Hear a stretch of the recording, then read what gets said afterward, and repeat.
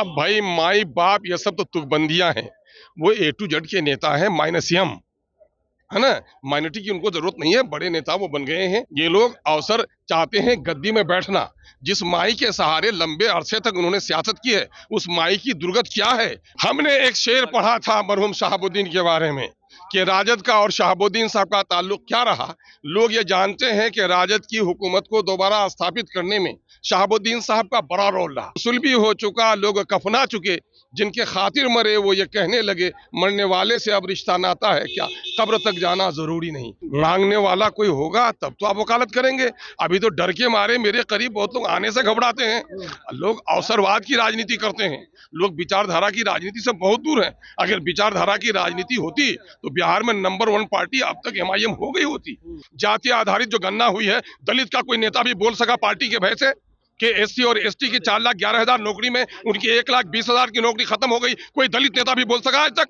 तो मुझको कहते हैं मैं मुसलमानों का नेता हूं? सिर्फ मैं समाज के शोषितों और पीड़ितों की बात करता हूं। बिहार के पूर्व उप मुख्यमंत्री और नेता प्रतिपक्ष तेजस्वी यादव इन दिनों जनविश्वास यात्रा पे निकले हुए और जनविश्वास यात्रा उनकी शुरुआत होती है मुजफ्फरपुर से और सीवान आज पहुंचती है। लेकिन वहां पहुंचने के बाद शहाबुद्दीन साहब, जो एक समय में लालू परिवार के लिए सबसे बड़े आदमी और सबसे मुख्य आदमी हुआ करते थे, उनके परिवार से मिलने नहीं जाते हैं, उनके कब्रिस्तान पे नहीं जाते हैं। अब इसको लेकर के AIMIM के प्रदेश अध्यक्ष विधायक हैं, वो जो है तेजस्वी यादव पर जमकर बरसते हैं और कहते हैं जिनके लिए शहाबुद्दीन ने इतना कुछ किया, उसके बावजूद भी वो उनके परिवार से मिलने नहीं जाते हैं।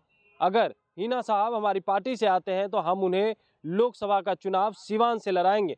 हम जो है किसी जाति धर्म के लिए नहीं लड़ाई लड़ते हैं, हम मजलूमों के लिए लड़ाई लड़ते हैं, जो शोषित वंचित हैं उनके लिए लड़ाई लड़ते हैं। हमारी पार्टी कोई धार्मिक पार्टी नहीं है।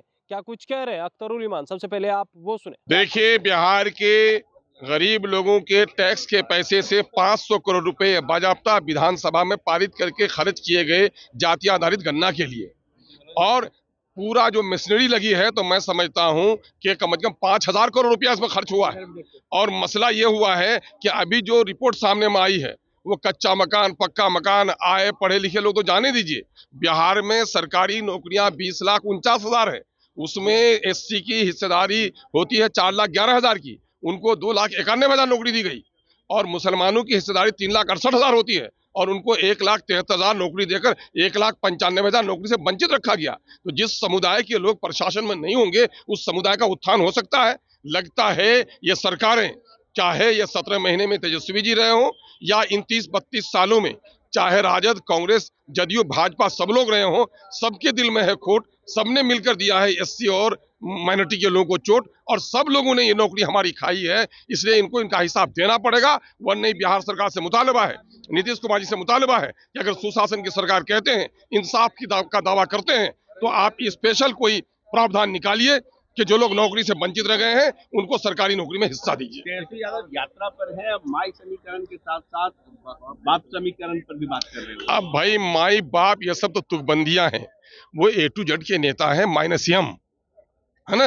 माइनॉरिटी की उनको जरूरत नहीं है, बड़े नेता वो बन गए हैं, अब यात्रा में गए हैं। ये लोग अवसरवादी हैं, ये लोग अवसर चाहते हैं गद्दी में बैठना।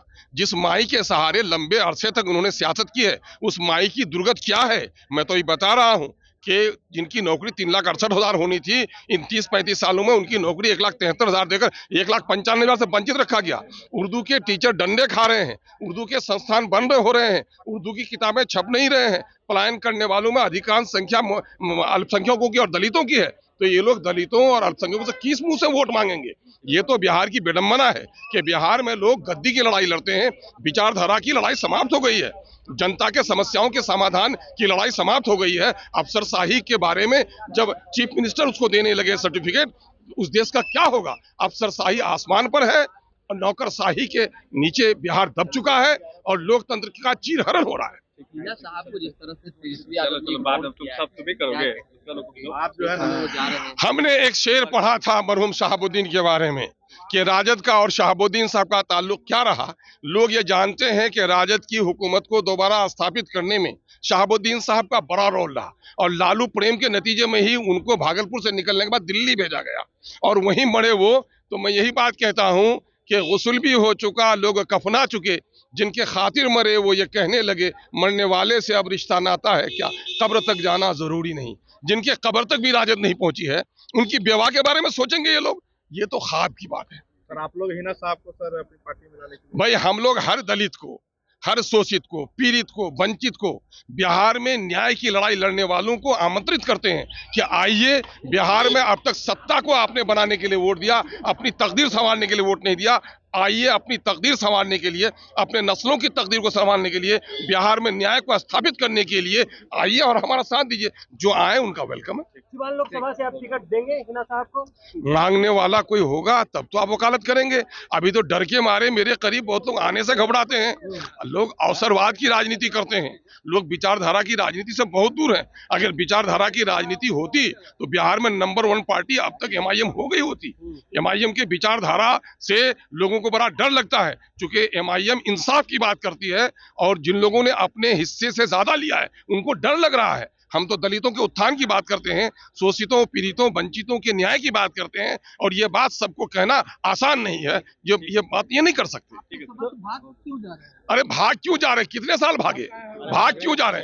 अरे नया नया खेती करते हो, जंगली जमीन पर पौधे मरते हैं फिर उगते हैं। हमने कठिन परिस्थिति में चिराग जलाया है, आंधियों में कुछ चिराग बुझे हैं, लेकिन एक ही चिराग उन कई चिरागों पर भारी है, ये नजर नहीं आता दुनिया को। 24 लोकसभा चुनाव में क्या लग रहा है, मुस्लिम वोट आप लोग के साथ रहेगा? मुस्लिम क्या, सिर्फ मुस्लिम की बात करके मुझको संकोचित मत कीजिए। मामला यह है कि हम मुसलमानों के लिए सिर्फ नहीं उठते हैं, हम दलितों के, शोषितों और वंचितों के लिए उठते हैं।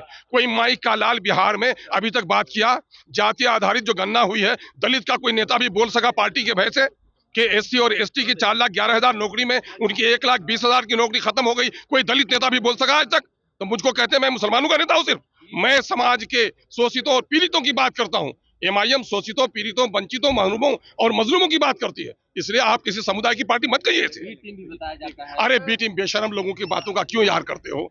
जो लोग बीजेपी के गोद में रहते हैं, बीजेपी के यहाँ जाते हैं, बीजेपी के नेता के साथ उचक उचक के फोटो लेते हैं, उन लोगों को अपनी तस्वीर नजर नहीं आती है। अरे क्यों इन लोगों की बात करते हो यार? आपने साफ तौर पर सुना, उनका कहना है कि हिना साहब अगर हमारी पार्टी में आते हैं तो हम उन्हें स्वागत भी करेंगे और सीवान से लोकसभा चुनाव का भी उन्हें टिकट देंगे, वो लोकसभा चुनाव भी वहां से लड़े। हम ये भी चाहते हैं, लेकिन अगर आना चाहते हैं तो आ सकते हैं। और हमारी पार्टी कोई मुस्लिम की पार्टी नहीं है।